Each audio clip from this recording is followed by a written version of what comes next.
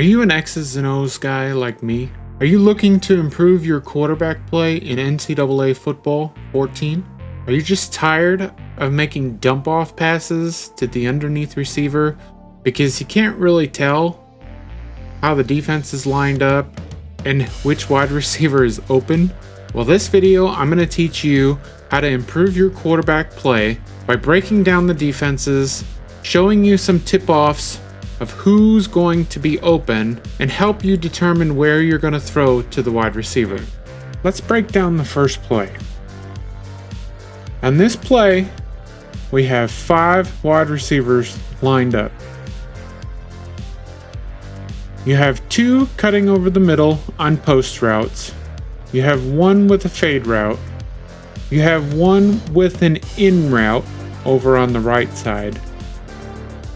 And then you have another with, I believe it is a hook route. So let's break down the defense. Currently, they're lined up in a 3-3-5. So 3 down linemen, 3 linebackers, 1, 2, 3, 4, and 5. 2 safeties and 3 cornerbacks. That is considered a 3-3-5. So currently the way they're lined up is you have a linebacker on a wide receiver here, a cornerback on a wide receiver here. The wide receivers on the outside with the in route and the hook route are covered by cornerbacks. You have 2 safeties who look to be playing too deep, which means they will cover these zones out here once the ball is snapped. And you have 2 linebackers, which either one of them could possibly blitz or go for a coverage.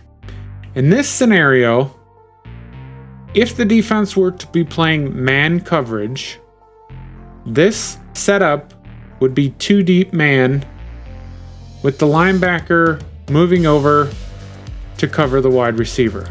Now, if this defense were to be playing zone, you would have these safeties still playing 2 deep.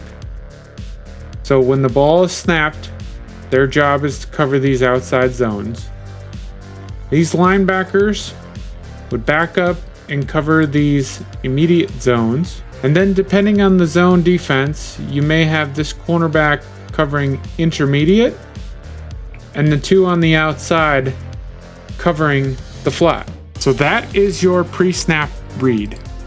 What this does is it'll help you determine which wide receiver to throw to and who might be possibly open. So when we play the tape forward, this wide receiver is covered by a cornerback. This wide receiver is covered by a cornerback. This linebacker covers this wide receiver, and there's a wide receiver cornerback covered off screen here. Both safeties have made the move for the 2 deep coverage. They've both turned their bodies in a way to show 2 deep coverage. The tip off here for which route you should pick is this linebacker has now moved into a position to cover this wide receiver. So this defense is in a 2 deep man coverage. Now, knowing on this play that this wide receiver here is very fast, more than likely, when he breaks on his route across the middle, he's going to be open because his speed will be better than this linebacker's speed. So when we roll the tape forward, the wide receiver has made the move to the inside, and the linebacker has his back turned to him. So he's already made his cut, and the open man should be X streaking over the middle here. With the safety still playing 2 deep coverage, you have a wide receiver covered here. You have a wide receiver covered here. So the in route is covered by the cornerback pretty solidly. This wide receiver who's got a post route has some pretty tight coverage, but is not open yet. This wide receiver, who's got the hook route, has pretty tight coverage.